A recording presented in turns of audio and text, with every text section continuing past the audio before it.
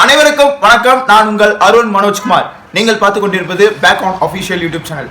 நம்ம லாஸ்ட் வந்து பார்த்தீங்க அப்படின்னா வீடியோஸ் வந்து நிறையா வரவேற்பு கிடைச்சிச்சு. அதுவும் குறிப்பாக நம்ம பொலிட்டிக்கல் ரிவ்யூ கொடுத்த வீடியோ வந்து பார்த்தீங்கன்னா அமோக வரவேற்பு. அதுக்கப்புறம் அதை தொடர்ந்து நம்ம அடுத்த இந்திய டூ சாங்ஸ் ரோஸ்ட் வந்து பார்த்தீங்க அப்படின்னா ஃபுல்ஸாக, அதாவது முழுசாக எதுவுமே பெருசாக ரெஸ்பான்ஸ் வராத மாதிரி இருந்துச்சு. கொஞ்சம் மன விரக்தி ஜாஸ்தி ஆகிடுச்சு. பார்த்தா ஷார்ட்ஸ் ஒரு ரெண்டு நிமிஷம் ஷார்ட்ஸ் வந்து 2 ஷார்ட்ஸை நான் தனியாக பார்த்தீங்க அப்படின்னா அடுத்தடுத்த நாளில் வந்து ஷார்ட்ஸ் வீடியோவை போட்டேன் கட் பண்ணி. அது பார்த்தா பயங்கர ரெஸ்பான்ஸ் இருந்துச்சு. அதை பார்த்தவங்க சில பேர் ஃபுல்லாக பார்க்காம விட்டாங்களே அப்படிங்கிற ஒரு வருத்தமும் இருக்குது. இருந்தாலும் நம்ம வீடியோ கண்டென்ட் மேக் பண்ணுறதை ஸ்டாப் பண்ணக்கூடாது அப்படிங்கிறதுக்காண்டி ஒரு பெஸ்ட்டான கண்டென்ட்டு தான் நான் இந்த டிவி ப்ரெசென்ட் பண்ண போகிறேன். இந்த கண்டென்ட் என்னென்னு பார்த்தீங்க அப்படின்னா, சன் டிவியில் இப்போ ரீசெண்டாக 2020ஆம் ஆண்டு அந்த காலகட்டத்தில் லாக்டவுன் டைம் கிட்ட பார்த்தீங்க அப்படின்னா ஒரு சீரியல் வந்து பயங்கரமாக ஃபேமஸ் ஆனிச்சு. ஓகேங்களா, என்ன சீரியல் அப்படின்னு பார்த்தீங்கன்னா எதிர்நீச்சல் அப்படின்னு சொல்லிட்டு இயக்குனர் திருச்செல்வம் அவருடைய இயக்கத்தில் நிறைய பேர், மதுமிதா, ஹரிப்பிரியா, அப்புறம் பார்த்திங்க அப்படின்னா ஏஜிஎஸ் அப்படின்னு பேர் போன நடிகரும் இயக்குனரும் ஆகிய மாரிமுத்து அவர்கள், அதுமாதிரி பல நட்சத்திர பட்டாளங்கள் மொத்தமாக அதில் வந்து இறங்கி செஞ்சுருப்பாங்க. சீரியல் ஸ்டார்ஸ் அப்படின்னு அவங்களே வந்து எப்படி சொல்கிறது, ஒரு பயங்கரமாக க்ளோரிஃபை பண்ணலாம். அந்தளவுக்கு அவ்வளோ ஒரு நெட்ஒர்த்தான ஒரு ஆர்டிஸ்ட் எல்லாரையுமே அந்த சீரியலில் நடிச்சிட்டாங்க. இதுக்கு முன்னாடி பார்த்திங்க அப்படின்னா திருச்செல்வம் அவர்கள் வந்து கோலங்கள் அப்படின்னு சொல்லி சீரியல் ஒன்று பண்ணார். கோலங்கள் அழியாத கோலங்கள், பெண்ணே எழுது புது கோலம் எழுது அப்படின்னு சொல்லி ஒரு பெண் புரட்சியை வந்து சொல்கிற மாதிரி ஒரு சீரியல் வந்து கொடுத்தவர். ஓகேங்களா, நான்லாம் அப்போல்லாம் எப்படி சொல்கிறது, எந்திரிச்சு நடக்க தெரிஞ்ச வயசு. இப்போல்லாம் ஏதோ பேச்சு வரலையோ ஏதோ சம்திங் சொன்னாங்க. அப்போ அந்த வயசுலேயே நாங்களாம் அந்த பாட்டை கேட்டு வைப் பண்ணோம். சில பெண்கள் நீர்கோலம் அப்படின்னு சொல்லிட்டு அந்த லைன்லாம் வரும்போது நாங்களாம் அப்படியே உள்ளே இது ப்ளஷ் ஆகிடுவோம். ஓகேங்களா, அதெல்லாம் வந்து அப்படி வந்து நம்மளை ஃபுல் டைம் வைப் பண்ண வச்சவர். அது மட்டும் இல்லாமல் ஒரு காலகட்டம், ஒரு வயசில் ஒரு புரிதல் வந்ததுக்கப்புறம் அவருடைய அந்த சித்தாந்தம் வந்து நல்ல உள்வாங்குற அளவுக்கு ஒரு மெச்சூரிட்டி வந்து ரொம்ப சின்ன வயசுலேயே எனக்கு கொடுத்தது வந்து திருச்செல்வம் அவர்களுக்கு வந்து ஒரு பங்கு இருக்குது. இந்த எதிர்நீச்சலில் வந்து பிளாட் என்ன அப்படின்னு பார்த்தீங்க அப்படின்னா, ஆணாதிக்கம் கொண்ட ஒரு மனிதர். ஓகேங்களா, நம்ம ஆல்ரெடி ஃபெமினிசம் பற்றி பேசி வச்சுருந்தோம். ஃபெமினிசமை என்டையராக ரூன் பண்ணி வச்சுருந்தோம். அதுலேருந்து கொஞ்சம் நான் விலகி வந்து சொல்கிறேன். இப்போ நான் அதில் பேசி வச்சது எல்லாமே ஓரளவுக்கு ரியாலிட்டியில் இப்போ ப்ரெசென்ட்டில் நடந்துகிட்டு இருக்கிற விஷயம். ஆனால் அங்கே வந்து ஒரு ஃபிக்ஷன் ஸ்டோரி தானே. ஆனால் அது ஏற்கனவே நடந்து முடிஞ்ச ஒரு விஷயத்தை எடுத்து மேற்கோள் காட்டி சொல்கிறாங்க. ஆனால் ஒரு சில இடங்கள்ல இருக்குன்னு நான் சொன்னேன்ல, அந்த ஒரு சில இடங்களில் ஒரு இடத்துல நடக்கிற மாதிரி தான் அந்த கதை நடக்குது. ஓகேங்களா, ஒரு ஆணாதிக்கவாதி கொண்ட குணசேகரன் அப்படிங்கிற கதாபாத்திரம், ஆதிமுத்து குணசேகரன் அப்படிங்கிற கதாபாத்திரம் பார்த்தீங்க அப்படின்னா படித்தவங்களெல்லாம் அடிமையாக வச்சுக்கணும், அதுவும் பெண்களை அடிமையாக வச்சுக்கணும் அப்படின்னு நினைக்கக்கூடாது. ஓகேங்களா, அதுக்காகவே தன்னோட தம்பிகளுக்கெல்லாம் வந்து படித்த பொண்ணுகளாக பார்த்து கல்யாணம் பண்ணி வச்சுருவாரு. வீட்டில் வந்து வேலை செய்ய வச்சுருவாரு. அதை கண்காணிக்கிறதுக்கு அவங்களோட அம்மா விசாலட்சி அப்படிங்கிறவங்க வந்து இருப்பாங்க. ஓகேங்களா, அதாவது ரொம்ப நெகட்டிவாக இருக்கும். அந்த இதில் வந்து பார்த்திங்க அப்படின்னா நெகட்டிவ் ஷேடு தான் ஜெயிக்கிற மாதிரியே இருக்கும். ஆனால் இந்த இதில் கேரக்டரைசேஷன் ஆதி குணசேகரன், அந்த ஆதிமுத்து குணசேகரனுங்கிற அந்த கேரக்டர் வந்து ஸ்ட்ராங்காக காட்டுறதுக்கு பார்த்திங்க அப்படின்னா தமிழ் சினிமாவில் அசிஸ்டன்ட் டைரக்டராக ஒர்க் பண்ணி, பல வருஷமாக அசிஸ்டன்ட் டைரக்டராக ஒர்க் பண்ணி 2 படங்கள் வந்து இயக்கி, அதுக்கப்புறம் நிறைய திரைப்படங்களில் வந்து குணச்சித்திர கதாபாத்திரங்கள் நடித்த மாரிமுத்து அவர்களை தான் அவர் தான் முதல்ல இருந்தார். ஓகேங்களா, அவர் வந்து பார்த்தீங்க அப்படின்னா ஏஜிஎஸ்ங்கிறத ஒரு ட்ரேட்மார்க்காக மாற்றிட்டார், ஒரு ட்ரெண்டிங்காக மாற்றிட்டார். அது ஆதி குணசேகரங்கிற கதாபாத்திரம் அப்படிங்கிறது வந்து ஒரு வலுவான கதாபாத்திரமாக மாற்றினது அந்த மனுஷன் தான். உள்ள பூந்து ஸ்டார்டிங்கில் ஒரு நார்மல் ஆக்டிங் தான் இருக்கும். அதுக்கப்புறம் பார்த்தீங்கன்னா அந்த ஹீரோயின் கேரக்டர் தான் வந்து அந்த ஆதி குணசேகரனை ஒரு வழி பண்ண போகிற ஹீரோயின். ஸோ அந்த ஹீரோயினுக்கு ஒரு இன்ட்ரடக்ஷன் வைக்கிறாங்க. சென்னையிலேருந்து அந்த ஹீரோயின் வந்து படித்து வளருது. அங்கே வந்து காலேஜ் லைஃப் வந்து வேறு மாதிரி கொண்டு போகிறார். அவர் அப்பா பயங்கர பூமராக இருப்பார். பூமர் 1ஆம் நம்பர் பூமராக இருப்பார். படிக்கணுங்குவார். ஆனால் பாவம் அந்த சூழ்நிலை வந்து அவங்களை வந்து படித்து கோல்டு மெடலாக வாங்கினதுக்கப்புறம் கூட ஒரு ஃபுல்ஃபில்டாக இல்லாமல் போயிடுச்சு. அவர் அப்பாவோட கனவு வந்து அப்படியே இதாகிடுச்சுங்கிற விரக்தியிலே கல்யாணம் பண்ணி வச்சுருவார். பார்த்தா நம்ம ஆதி குணசேகரன் ஃபேமிலியை தான் கல்யாணம் பண்ணிப்பார். ஆதிமுத்து விசாலட்சிக்கு பிறந்தவர் தான் ஆதி குணசேகரன். அவருக்கு பார்த்திங்க அப்படின்னா ஒரு 3 தம்பி, ஒரு தங்கச்சி. ஓகேங்களா, தம்பிங்களோட பேர் என்னென்னா ஞானம், கதிர், அதுக்கப்புறம் சக்தி. அதுக்கப்புறம் தங்கச்சி பேர் வந்து ஆதிரை. ஓகேங்களா, அதில் ஞானமும் கதிர் அவங்க 2 பேரும் மட்டும்தான் ஆதி குணசேகரனோட பக்கத்திலே இருப்பாங்க. சக்திங்கிறவர் கொஞ்சம் நடுநிலைமை நியாயமாக இருப்பார். ஆதிரை வந்து ஆரம்பத்தில் கொஞ்சம் நெகட்டிவாக தான் இருக்கும். அப்புறம் போக அதுக்கு ஒரு பெரிய அடி விழுந்ததுக்கப்புறம் பாசிட்டிவ் ஆகிடும். அந்த ஆதிரைங்கிற பொண்ணு வந்து பார்த்திங்க அப்படின்னா அருண் அப்படின்னு சொல்லி ஒரு கேரக்டர் வந்து லவ் பண்ணும்.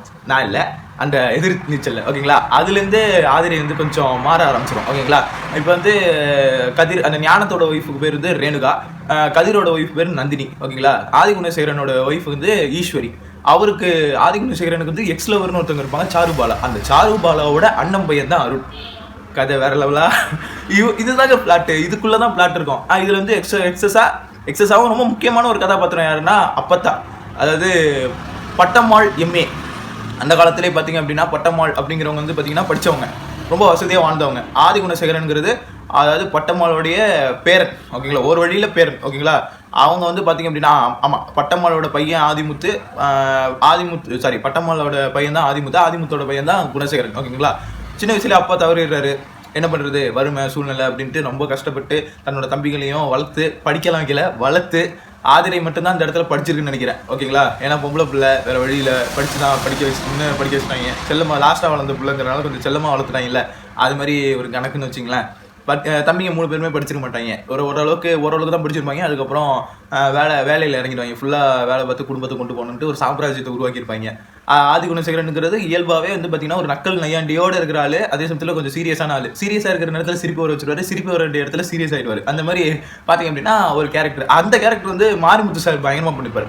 இதை விட ரொம்ப பர்ஃபெக்ஷனாக அதில் கேரக்டர் பண்ணது காரணம் என்ன அப்படின்னா, மதுரை களத்தை சம்மந்தப்பட்டது. தலைவன் தேனி மாவட்டத்துக்காரரு. தேனி மாவட்டத்துனா மதுரை தேனி எல்லாம் ஒரு இது வச்சுங்களேன், ஒரு கூட்டுக்குள்ளே இருக்கிறது தானே. அது மாதிரி அந்த கேரக்டர் ஆர்க்கை கரெக்டாக புரிஞ்சுக்கிட்டு, ரெண்டாவது அசிஸ்டன்ட் டைரக்டராக இருக்கும்போதே பல பேருக்கு சீன் சொல்லி கொடுத்தவர், நடிப்பு சொல்லி கொடுத்தவர்ல. அப்போ இவருக்குன்னு இவரோட களத்தில் இவரோட இதில் வர்றப்ப இவர் சும்மா விட்டுருவாரா அப்படிங்கிறப்ப பயங்கரமாக அந்த நக்கல் நையாண்டியோட அந்த மதுரைக்காரங்கெல்லாம் எப்படி இருப்பாங்களோ அந்த ஸ்லாங்கில் கொண்டு வந்து ஒரு வழி பண்ணியிருப்பார், ஓகேங்களா. அதுலேயே இந்த ஒரு பெரிய கையாக இருக்கிறவங்க, மதுரையில் கொஞ்சம் பெரிய கையாக இருக்கிறவங்களுடைய அந்த லொல்லு, அந்த நையாண்டி இதெல்லாம் எப்படி இருக்குமோ அதை அப்படியே கரெக்டாக ப்ரெசென்ட் பண்ணியிருப்பாரு. ஈவன் அந்த டயலாக் முடிஞ்சு அந்த சீனை கடந்து போகும்போது கூட அவருடைய அந்த டப்பிங் வாய்ஸ் ஓவர்லேயே வந்து அதை இல்லடா நான் இன்னும் அந்த சீனில் விட்டு வெளில போலடா அப்படின்னு நமக்கு ரிமைண்ட் பண்ணுற மாதிரியே நிறைய டைலாக்ஸ்லாம் வச்சிருப்பாரு. உதாரணத்துக்கு சாருபாலா மேக்ஸ் ஆதிகுணசேகரன், வந்து சாருபாலா வந்து வான் பண்ணுவாங்க. ஆதிகுணசேகரங்கிற கதாபாத்திரத்தை வான் பண்ணும்போது தலைவன் பார்த்தீங்க அப்படின்னா அப்பயுமே ஃபன் பண்ணுவோம்ல, எல்லாரும் பேசும்போது சட்டுன்னு கோவம் வருது, ஆனால் இவங்க பேசும்போது மட்டும் எதுவுமே வர முடியுதுப்பா, டிரைவர் வண்டி எடு அப்படின்ட்டு அந்த சீன் முடிஞ்சிருக்கும், வாய்ஸ் ஓவர்லேயே வந்து ஸ்கோர் பண்ணுவாப்ல. அந்த மாதிரி மாரிமுத்து அவர்கள் அந்த எதிர்நீச்சல் அப்படிங்கிற சீரியல் வந்து அப்படியே தாங்கி பிடிச்சிட்டு இருந்தார், ஓகேங்களா. ஆனால் அந்த மனுஷன் வந்து பார்த்தீங்க அப்படின்னா கரெக்டாக தெரில, செப்டம்பர் மாதம் 28 நினைக்கிறேன், ரைட். அந்த டைமில் தான் வந்து அவர் இறந்துட்டார், லாஸ்ட் டைமில் இறந்துட்டார். அது வரைக்கும் ட்ரெண்டிங்கில் இருந்துச்சு. அது எதிர்நீச்சல்ங்கிற சீரியல் வந்து ட்ரெண்டிங்கில் இருந்துச்சு சோஷியல் மீடியாவில். ஏஜிஎஸ் அப்படிங்கிற கேரக்டருக்கு அவ்வளோ வேல்யூபிளாக சன் டிவிக்காரனே வந்து தக் லைஃப் வீடியோன்னு சொல்லி ஒன்று போடுவான். அந்த ஒவ்வொரு நாளுக்கு ஒரு கிழமைக்கு ஒன்று போடுவான்ட்டு அந்த ஒரு சீன், அந்த அவர் வர்ற சீன் எல்லாமே தக் லைஃப் சீனாகவே தான் இருக்கும். அதுக்கு முன்னாடி வரைக்குமே ஒரு சீரியஸாக ஏதோ நார்மலாக ஏதோ 10ஓட 11 வந்தவரை அந்த ஒரு டிரான்ஸ்ஃபர்மேஷன் ஒன்று இருக்கும்ல, அந்த ஜனனி அப்படிங்கிற கதாபாத்திரம் சக்தியை கல்யாணம் பண்ணிக்கிற அந்த சீனில் அதுலேருந்தே தலைவனோட தக்லீஃப் ஸ்டார்ட் ஆக ஆரம்பிச்சிச்சு. அந்த மணமகள் வந்து டான்ஸ் ஆடக்கூடாது அப்படின்னு சொல்லி ஒரு சீன் வரும், ட்ரோனெல்லாம் வச்சு ட்ரோனை கலாச்சிருப்பாப்ல. அதுலேருந்தே தலைவன் வந்து எது பேசினாலும் அது தக்லைஃப் தான். தக்லைஃப் 1 நம்பர்லேருந்து எப்படி வேணாலும் தக்லைஃப் கொடுத்துக்கிட்டே இருப்பார் தலைவன். தக்லைஃப் கொடுக்குறவர். இல்லை ஹைலைட்டாக நான் குபீர் சிரிப்புனா, ஐயா என்ன தெரியலைங்களா நான் ராணியோட புருஷன் அப்படின்னு கேட்கும்போது, எந்த ராணிக்குப்பா புருஷன் நீயே அப்படின்னு ஒன்று பண்ணுவார்ல, அதெல்லாம் வந்து மறக்கவே முடியாது. அதுலேயே அப்பத்தா வந்து கொஞ்சம் ஹோமா ஸ்டேஜ் மாதிரி ஒரு ஸ்டேஜில் இருக்கும். அப்போ வந்து பேசுரு அப்பத்தா பேசுரு சொல்லிவிட்டேன் பேசுரு, அதெல்லாம் பயங்கர ஃபன்னாக இருக்கும். அப்படி நாங்கள் வந்து அந்த ஆதிகுணசேகரங்கிற கேரக்டருக்குள்ளே நாங்கள் ஒன்றி போயிட்டோம், ஓகேங்களா. அந்த கேரக்டருக்கு அவரை தவிர வேறு யாருமே கிடையாதுங்கிற அளவுக்கு கொண்டு போனோம். அந்த ஒரு கேரக்டருக்காகவே வந்து எதிர்நீச்சல் சீரியல் பார்த்தாங்க. அந்த படத்தில் அந்த ஹீரோயின் ஜெயிச்சா கூட ஹீரோயின் மேலே தான் காண்டாவாங்க, ஆனால் தலைவன் வந்து தோத்துட்டாங்கன்னா வருத்தப்படுவாங்க.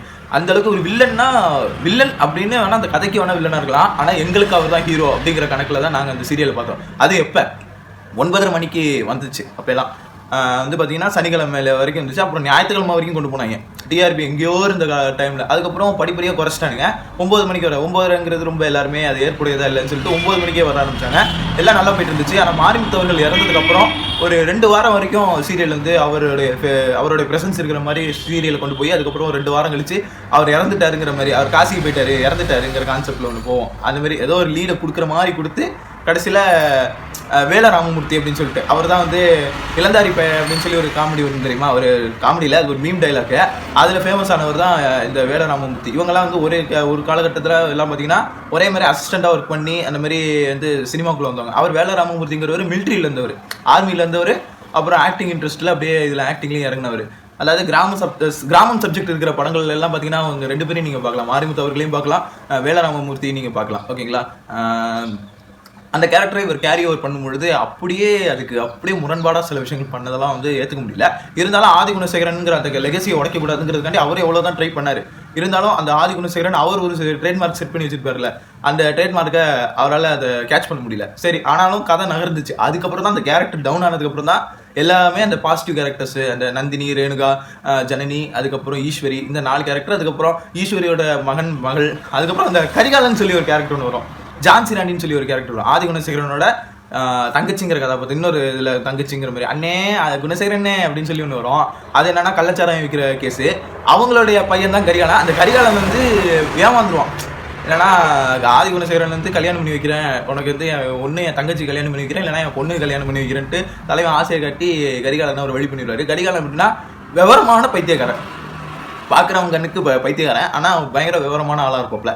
அந்த மாதிரி அவரோட இன்னசென்ஸு அவருமே அந்த இடத்துல ஸ்கோர் பண்ணுவார். ஆதிரை அப்படிங்கிற சீனில் ஒவ்வொரு கேரக்டருக்குமே அங்கே ஒவ்வொருக்கும் ஸ்கோப் இருக்கும். எல்லாருமே நீங்கள் யாரையுமே அந்த இடத்துல குறைச்சி மதிப்பிட முடியாது. அந்த அளவுக்கு எல்லா கேரக்டருமே பார்த்தீங்க அப்படின்னா ஒரு ஸ்டாண்ட் அலோன் கேரக்டர்ஸாக வந்து இந்த எதிர்நீச்சலில் இடம்பெற்றிருந்துச்சு. அதனாலே கூட ஆதிகுணசேகரன் கேரக்டர் இல்லைன்னா கூட கதிர், ஞானம் அப்படிங்கிற அந்த 2 கேரக்டருமே வந்து பார்த்திங்க அப்படின்னா நெகட்டிவ் ரோலில் பயங்கரமாக இருக்கும்.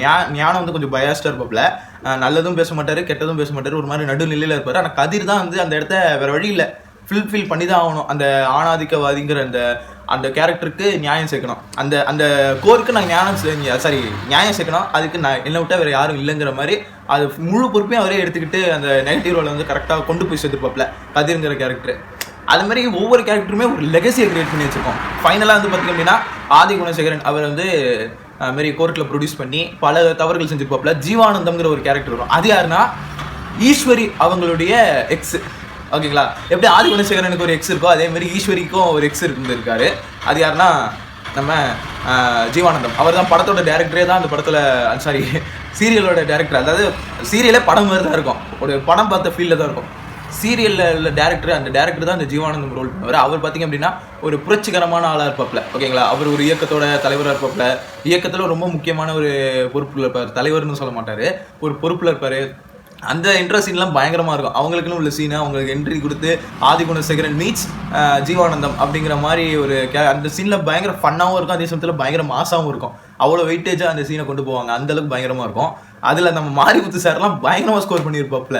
அதுதான் இன்னும் அதில் இந்த ஒத்தகையை வச்சுக்கிட்டு இப்படியே இருக்கும், இது பேர் தான் ஸ்டோக்கு அப்படின்னு சொல்லிட்டு ஒன்று பண்ணியிருப்பாப்புல. அதெல்லாம் வேற மாதிரியான ஒரு மேஜிக்கு. அது சீன் வந்து மேஜிக் தான் எதுவும் சொல்ல போகலாம். நான் பேர் அந்த மதுரையில் அவர் உட்காந்து அழுவார் பாருங்க, அதெல்லாம் பயங்கர காமெடியாக இருக்கும். அந்த மாதிரி நம்மளை ரசிக்க வச்ச ஒரு மனுஷன் அந்த கேரக்டர். சரி, இப்போ நம்ம ஜீவானந்தன் கேரக்டர் பற்றி பேசுவோம். அதில் அவருக்கு வந்து ஒரு மனைவி இருக்கும், ஒரு பொண்ணு இருப்பாங்க. அந்த மனைவியை சுட்டு கொண்டுடுவாங்க. அந்த ஆதிகுணசேகரன் இருக்கிறப்பே வந்து செஞ்சிருவாங்க. அது எல்லா கேஸையும் அப்பத்தாவுக்கு விஷம் வச்சது, ஆதிரிக்கு வந்து இந்த மாதிரி நட்ரோட்டில் வச்சு கரிகாலம் நட்டு தாலி கட்ட வச்சது, அந்த மாதிரி சில சீன்லாம் வந்து அது மாதிரிலாம் சில சீன்லாம் கடந்து போவோம். ஓகேங்களா, அது எல்லாமே மொத்தமாக அவர் செஞ்ச தப்பு எல்லாமே. அப்போ கடைசியில் அவர் பொண்ணுக்கே வந்து ஒரு தப்பு செஞ்சிருவார். அவர் பொண்ணுக்கே வந்து கட்டாயம் கல்யாணம் பண்ணி ட்ரை பண்ணுவார்.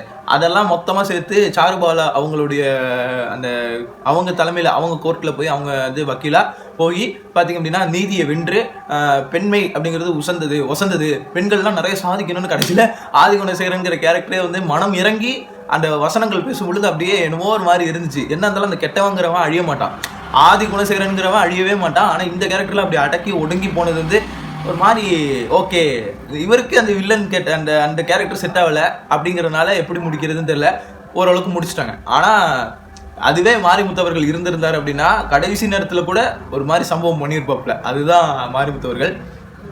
ஆனால் சீரியல் வந்து பெருசாக போகலை, டிஆர்பி இல்லை, சம்பளம் ஜாஸ்தி, ரெண்டாவது முன்னாடி இருந்த வரவேற்பு இல்லை, எல்லாம் வேற ஒரு நிகழ்ச்சியெல்லாம் பார்க்க ஆரம்பிச்சிட்டாங்க. மக்கள்கிட்ட அந்த எதிர்நீச்சல்ங்கிற லெகசி வந்து போயிடுச்சு. எதிர்நீச்சல் இருந்த அந்த லெகசியான குவாலிட்டியாக அந்த எல்லா கேரக்டர்ஸுமே தக் லைஃப் கொடுப்பாங்க. அந்த தக் லைஃப் வந்து குறைஞ்சிருச்சு. அதாவது ஒரு சீரியலில் தக் லைஃப்ங்கிறது எப்போயாவது தான் வரும். ஆனால் இது தக் லைஃபே சீரியலாக எடுத்து வச்சிருக்கீங்களாடா அப்படின்னு சொல்லி எல்லாம் பயங்கர ட்ரெண்டில் இருந்த ஒரு சீரியல்.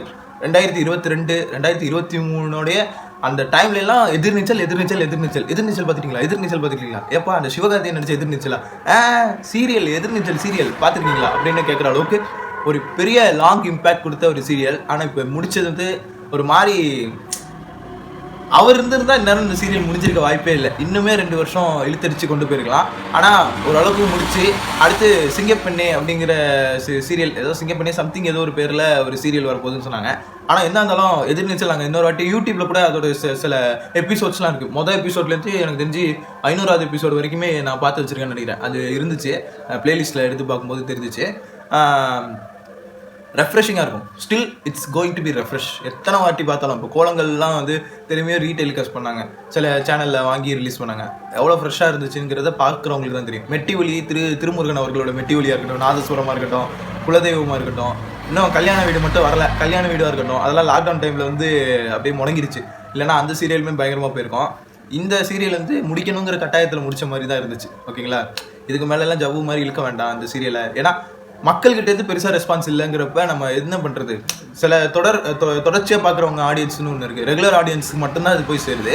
அதை தாண்டி வேறு யாருக்கும் போய் சேரலை அப்படிங்கிறதுனால கூட அந்த சீரியலை முடிச்சிட்டாங்க அப்படிங்கிறது தான் என்னால் சொல்ல முடியும். ஓகேங்களா, அது இன்னுமே நல்லா கொண்டு போயிருக்கலாம். ஆனால் எண்டு இப்படி தான் வைக்கணும் அப்படின்னு டேரக்டர் டிசைட் பண்ணதுக்கப்புறம் அங்கே எதுவும் நம்மளுமே அதில் எதுவும் பேச முடியாது. அப்படிங்கிறப்ப இன்னொரு சீரியல் வேறு லான்ச் பண்ணுறாங்க. அப்படிங்கிறப்ப ஓகே அப்படின்னு சொல்லி ஒரு ப்ளசண்ட்டான சீனை வந்து கொடுத்து அதை பயங்கரமாக கொண்டு போயிருப்பாங்க. அதுதான் இந்த எதிர்நீச்சல் அப்படிங்கிற ஒரு சீரியல் நமக்கு இது பண்ணிச்சு. நம்ம ஆல்ரெடி ரியாலிட்டி பற்றி பேசிட்டோம். பெண்கள் வந்து நிறைய துறைகளில் வந்து ஆணுக்கு நிகராக தான் இருக்கிறாங்க. இன்னும் சொல்லப்போனால் ஆண்களே வந்து சில இடங்களில் வந்து கொஞ்சம் வாய்ப்பு தேடி அலைஞ்சிக்கிட்டு இருக்கோம். ஓகேங்களா, இப்போ கவர்மெண்ட் எக்ஸாம்ஸ்லாம் பார்த்திங்க அப்படின்னா பெண்களுக்கு இலவசமாக, அதாவது அதுவே ஆண்களுக்குனா காசாம். அதெல்லாம் வந்து சில இடங்களில் பெண்களுக்கு நிறைய சலுகைகள் கொடுத்துக்கிட்டு தான் இருக்கிறாங்க. நிறைய விஷயங்கள் பெண்களுக்கு ஆதாயமாக தான் போய் சேருது. ஆனால் அது அவங்க சரியாக வயசாக பயன்படுத்துகிறாங்களா அப்படின்னா, டக்குன்னு ஒரு கமிட்மெண்ட் வந்தோடனே அந்த விஷயத்தை அப்படியே உதறி தள்ளிட்டு, இல்லை எனக்கு கமிட்மெண்ட் தான் முக்கியம், எனக்கு கமிட்மெண்ட் தான் முக்கியம்னு சொல்லி அங்கே போயிடுறாங்க. அவங்களுக்கு கொடுக்க வேண்டிய அந்த சலுகையை அவங்களே நிராகரிச்சுட்டு அவங்க என்ன பண்ணிடுறாங்க, கமிட்மெண்ட்டுன்னு சொல்லி வேற ஒரு இடத்துல அது பெட்டராக இருக்கா இல்லை ஒர்ஸாக போகுதா அப்படிங்கிறத பற்றியெல்லாம் யோசிக்கிறது இல்லை.